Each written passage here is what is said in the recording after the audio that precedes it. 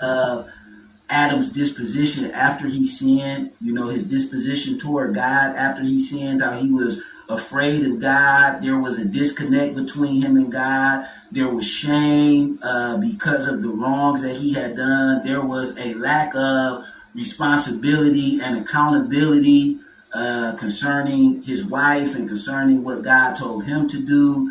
All of these different things that we saw in Adam after he sinned, those are all the weaknesses and all the issues that all of us as men have to deal with in a fallen state. And we need to understand that Jesus Christ is the opposite of Adam. Jesus Christ is the opposite of Ahab.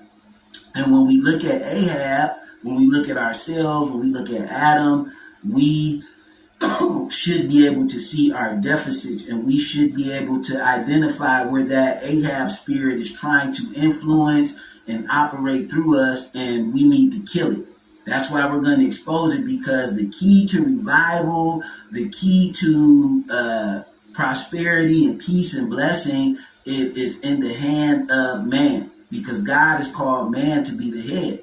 And I told you that maybe you haven't heard me say this, because I've tried to do this Bible study. This is about my third or fourth try now, so that's why I had to step back for a minute. But we need to understand that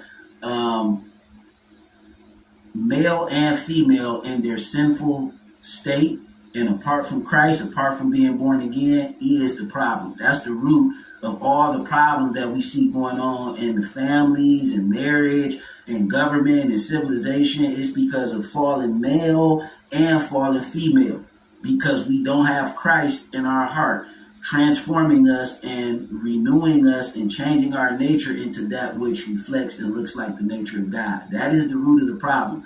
So men can't blame women for anything, and women can't blame men for anything unless, we're walking around perfect. And Jesus said, he who is without sin, let him cast the first stone. None of us is qualified to cast that stone. So when we talking about the Jezebel spirit, we're not talking about the Jezebel spirit to shame women, to beat women down, to try to make it as if women are the root of all the problems and men aren't contributing to the problem, because men are probably contributing more to the problem than the women are, because more weight and more responsibility and accountability is given to the man as the head.